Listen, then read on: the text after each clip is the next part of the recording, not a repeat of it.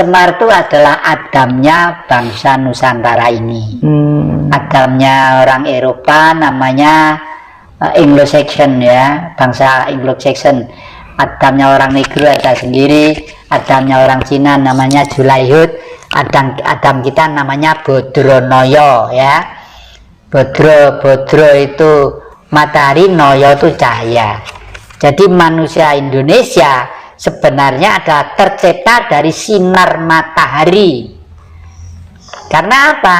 Karena Sang Maha pada waktu membuat permainan yang namanya bumi, saya anggap itu permainan oleh beliau. Ya, beliau mewujudkan dirinya harus berbentuk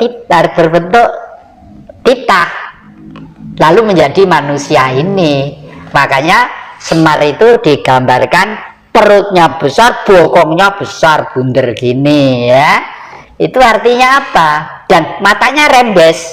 Artinya bumi itu selamanya memang untuk manusia. Oleh karena itu manusia harus menjadi front terdepan keteladanan yang harus menjaga ekosistem dan kepada kehidupan yang lainnya, termasuk binatang, termasuk mengerti tentang gaib ya. Gaib harus mengerti, karena gaib ada sebelum ada manusia.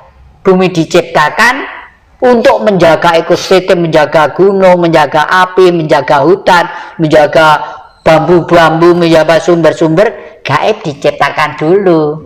Ada maha gaib, ada gaib. Maha gaib misalnya Ibu Ratu Mas Laut Selatan ya, orang Cina menyebut Dewi Kuan Im. Kalau di Alkitab disebut the Queen of the South Sea, dari seorang ratu di Laut Selatan gitu. Nah, teman saya Jerry dari Jerman itu sekarang itu lagi mendekat dengan beliau supaya beliau mengukuhkan nanti kalau di Nusantara itu sudah ada seorang raja yang bijak, supaya sang ibu nanti ikut menjaga.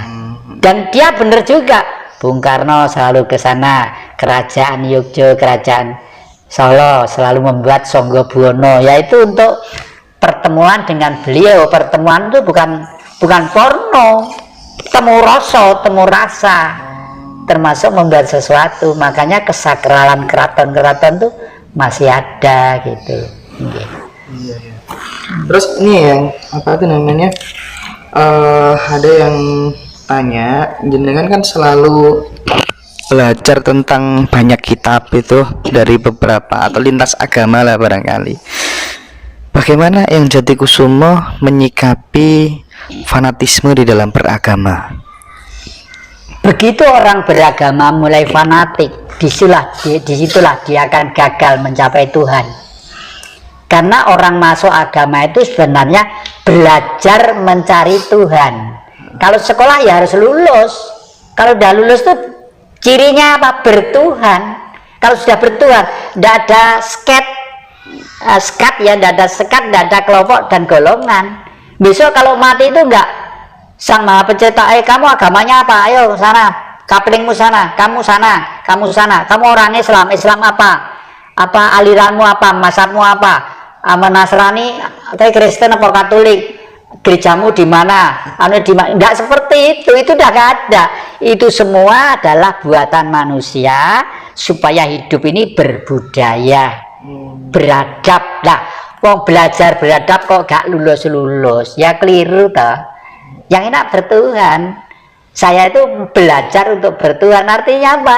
Ya cinta kasih kepada semuanya. Dan saya membangun rumah ini, membangun perdepoan di Singosari yang sedemikian besarnya. Mungkin Mas Hendra nggak percaya, tapi buktinya ada, adik saya masih hidup. Saya itu dibantu apa? Dibantu genderuwo. Aneh ya, lo genderuwo kok bantu? Kalau begitu musyrik sirik ya Romo. Ya terserah kowe nyebut apa, terserah, buktine ono kok ya. Umpama saiki didolok payu berapa M tempat saya itu, ini berapa M semuanya itu ya. Nah, tapi semuanya tuh enggak sengaja untuk membeli duit dari mana saya ya. Sisa pensiun dipotong kredit itu semua, waduh rumah saku kayak diperes rentenir deh. Iya luar biasa. Berarti secara eksplisit orang beragama belum tentu dia bertuhan dong. Belum tentu masih berjalan untuk bertuhan ya.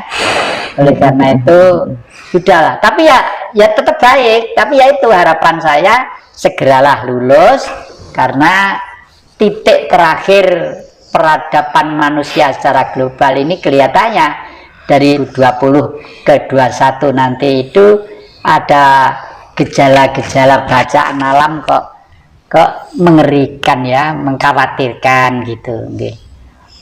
Jadi gejala itu ada ya? Ya, ya itu tadi yang ikan-ikan di laut, termasuk ikan paus itu gelisah semua sekarang itu.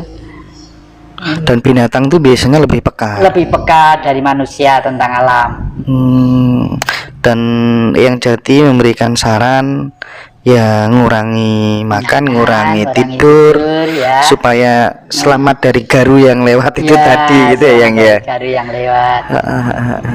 Dan itu tidak hanya yang Jati aja yang mengatakan, banyak sesepuh juga ya. Ya, makanya akhir bulan ini raja-raja kumpul di Bali, seluruh Nusantara ini.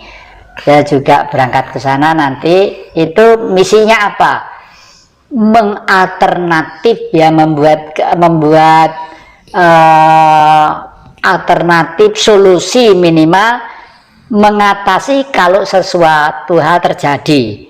Kerajaan besar atau kecil, termasuk kepala-kepala suku adat, umumnya itu yang masih dekat dengan alam dan rakyat. Nah, misalnya hari ini akhir-akhir ini ibu-ibu di Singosari itu mempunyai inisiatif yang bagus sekali ya. Apa itu? Indonesia itu banyak rempah-rempah, daun-daun dan pohon-pohon yang sebenarnya obat.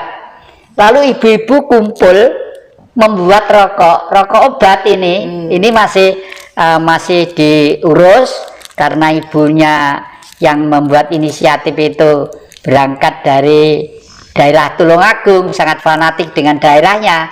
Rencananya itu mereknya itu Baru Glinding.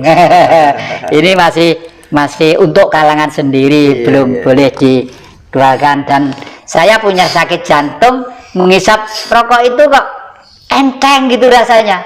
Saya padahal selamanya tidak merokok, dalang pun semalam tidak merokok. Oh, bapak saya tuh keras, kalau saya tahu megang rokok tuh pecut kuda itu tehyer gitu. Dan saya pernah siap mati hanya demi adik-adik saya. Tapi saya akui bapak saya tuh keras.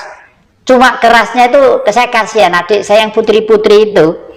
Adik saya tuh cantik-cantik putri-putri. Kalau adik-adik saya tuh dolan itu ndak jelas, ndak karuan, untuk kemana ya petur iya tuh, saya kan kasihan. Suatu saat saya waktu itu masih SMP kelas 2, daripada adik saya SMA kelas 2, daripada adik saya itu dipecutin kayak gitu ya. Bapak itu keras banget, itu saya coploki badan semua. Baju saya itu saya bilang bapak, tolong bapak saya dicambuk sampai saya mati, Pak. Pokok adik saya jangan. Saya cinta pada adik-adik saya itu putra bapak gitu. Sejak itu bapak menjadi sabar, padahal bapak itu seorang pejuang yang keras, seorang pejuang yang pernah menghimpun kekuatan desa untuk melawan Belanda pada waktu itu. Hidupnya selalu mendapat fitnah, selalu mendapat olok-olok, sampai pernah ngamen ke sana kemari untuk menghidupi anak-anaknya. Maaf, saya itu orang Gembeng. Setelah gede ini ya mudah-mudahan adik-adik saya, saudara-saudara saya, siapa saja di mana saja, itu terutama generasi muda lah, adik kelihatannya kok satu kandung ya. Generasi muda ini betul-betul belajarlah dengan apa yang saya sarankan di depan tadi itu. Masa depan ini akan lebih sulit karena persaingan kita sudah dunia kelasnya. Yang tentang misteri hilangnya kerajaan Majapahit, tanggapannya bagaimana? Bagaimana? Tentang misteri hilangnya kerajaan Majapahit. Ya, Majapahit itu hilangnya itu kalau menurut hemat saya karena alam ya. Satu, yang kedua karena dialektika pemikiran manusia dan hukum alam. Hukum alam itu apa? Hitungan zaman itu sudah jelas, hari ada 7 bulan, 7 bulan. Wong Jawa nyebut pitonan. Ada pitung tahun windu. Ada 70 tahun rata-rata umurnya manusia. Ada 700 tahun. Mau tidak mau harus ganti zaman. Ya. Mau tidak mau harus ganti zaman. Majapahit pun sadar tahun 100 tahun itu sekitar 1400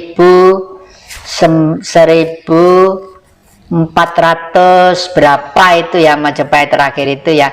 Mau tidak mau zaman memang harus ganti ke zaman modern ini. Makanya dan Bung Karno sebenarnya sudah menggantikan bangsa ini menjadi bentuk kerajaan. Meskipun namanya presidentil ya, presiden yang memimpin presiden, tapi punya perdana menteri. Nah, inilah yang tidak dikehendak oleh Barat. Belum ada perdana menteri Juanda, ada perdana menteri ini, menteri inilah. Karena apa? Karena kalau perdana menteri yang melaksanakan dinamika politik salah, hak veto dari presiden itu ada. Kalau sekarang ini tidak ada. Presiden memberi veto dianggap menentang haknya rakyat, hak asasi manusia dan lain sebagainya. Itu kan kacau itu. Ya untung kemarin itu ada peristiwa itu, TNI dan ABRI itu sikapnya tegas ya, mengabdi kepada keutuhan NKRI. Jadi cepat tanggap dan mengambil tindakan preventif sebelum menjadi puing-puing di Indonesia ini.